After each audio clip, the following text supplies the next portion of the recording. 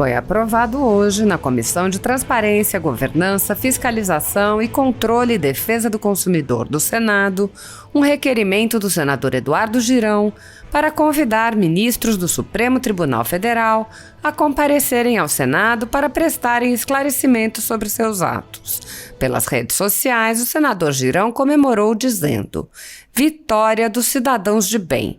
Senado finalmente aprova meu requerimento para ouvir ministros do STF sobre sucessivos desvios de conduta."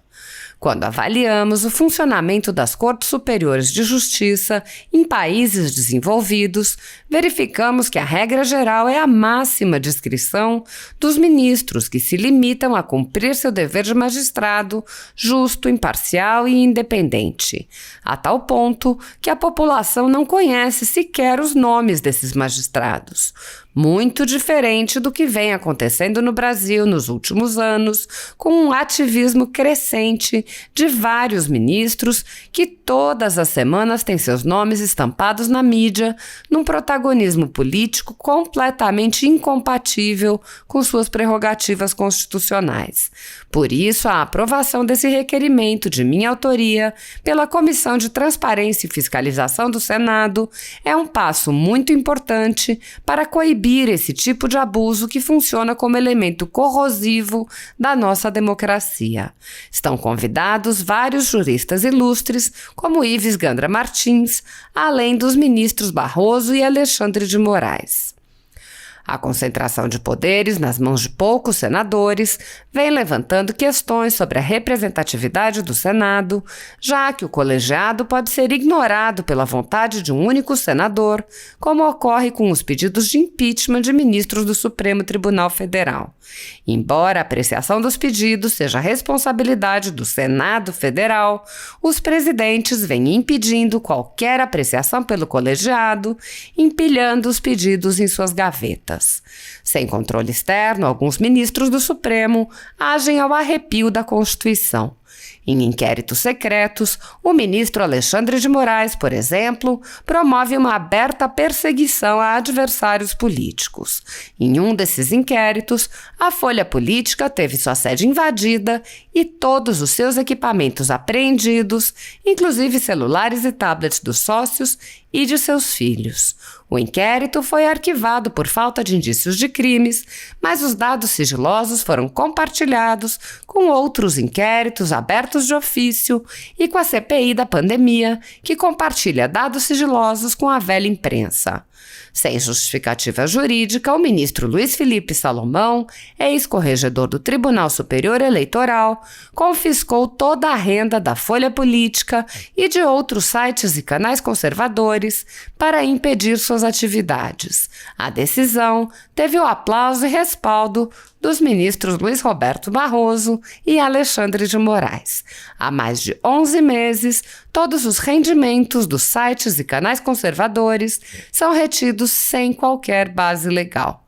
Se você apoia o trabalho da Folha Política e pode ajudar a impedir o fechamento do jornal, doe qualquer valor através do Pix, utilizando o QR Code que está visível na tela ou o código ajude@folhapolitica.org. Caso não utilize Pix, há a opção de transferência bancária para a conta da empresa Raposo Fernandes, disponível na descrição deste vídeo e no comentário fixado no topo. Há 10 anos, a Folha Política vem mostrando os fatos da política brasileira e dando voz a pessoas que o cartel midiático quer calar. Pix ajude@folhapolitica.org. Assista.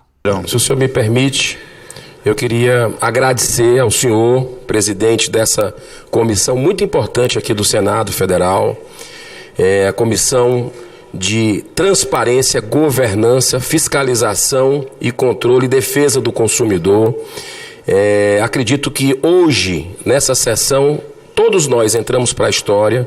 O Senado cumpre um papel que é uma demanda legítima da sociedade, de não apenas ouvir juristas renomados, ministros, ex-desembargadores, magistrados, sobre o flagrante ativismo judicial que acontece no nosso país nos últimos anos.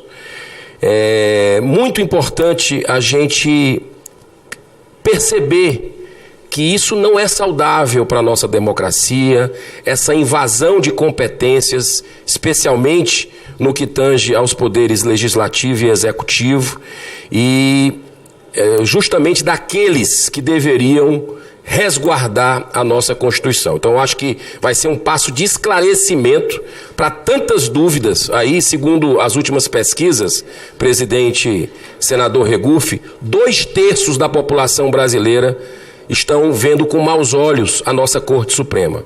E nós sabemos o quanto ela é importante para a nossa democracia. Por isso que essa comissão ela vai cumprir um papel emblemático nisso tudo. Poder ouvir, espero que os ministros que foram nesse ato convidados aqui, nesse requerimento, tanto o ministro Alexandre de Moraes, ministro Luiz Roberto Barroso, como também o ministro, ex-ministro, o doutor Francisco Rezec, o ex-ministro Marco Aurélio Melo, o grande jurista, talvez um dos mais renomados do país, doutor Ives Gandra, com tantos outros aqui, presidentes do Tribunal de São Paulo, o doutor Ivan Sartori, o doutor Fernando Carione, desembargador lá do TJ de Santa Catarina, que também foi presidente do TRE, e o do STJ, o doutor João Otávio Noronha, e o doutor Vildemar Félix Assunção, além do jurista Djalma Pinto, do Ceará. Eu acho que vai ser um grande aprendizado para todos nós essa oitiva aqui. Nós sabemos que os ministros só vão comparecer se quiserem, que é um convite, mas nós estamos aqui dando a oportunidade para que eles tenham a humildade, né, a elegância de virem aqui no Senado Federal mostrar sobre esses inquéritos, né, sobre essa questão do ativismo judicial tão contestado. E o outro requerimento que eu quero parabenizar os colegas aqui presentes, né, que estão conosco, não apenas presencialmente, mas virtualmente, assim como o senhor, essa questão que o final de semana tomou conta da mídia brasileira, que foi a suposta viagem divulgada pelo site Metrópolis, aqui de Brasília, exatamente pelo jornalista que fez esse furo de reportagem, o jornalista o Rodrigo Rangel, do Metrópolis,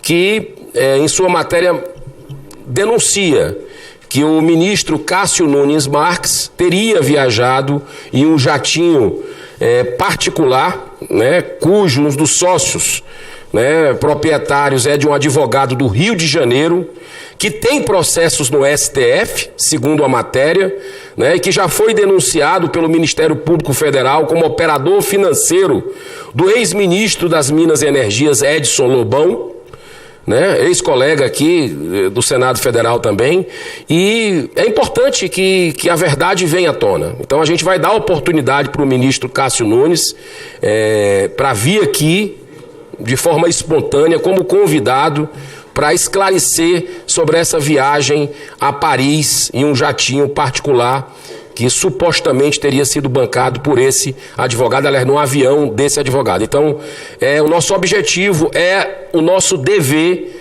aqui, buscar a verdade e esclarecer para a população o que está acontecendo. Muito obrigado, senhor presidente. Perfeito, senador Eduardo Girão. Eu, desde que assumi a presidência dessa comissão, tive por bem nunca engavetar nenhum requerimento, nenhum projeto.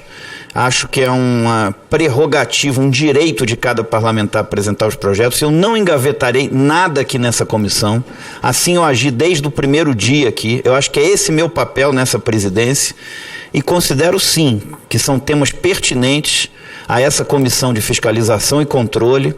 Sim, debater o ativismo judicial por parte do Supremo Tribunal Federal, assim como chamar a essa comissão ministros que possam estar envolvidos em algum conflito de interesses ou irregularidades. Então isso é importante e isso precisa sim ser objeto de uma de uma análise por parte dessa comissão, ouvindo democraticamente aqueles que Vossa Excelência colocou no seu requerimento. Então, os requerimentos foram votados e considero importante isso ser, sim, debatido no âmbito dessa comissão, porque tem toda a pertinência temática com essa comissão do Senado Federal.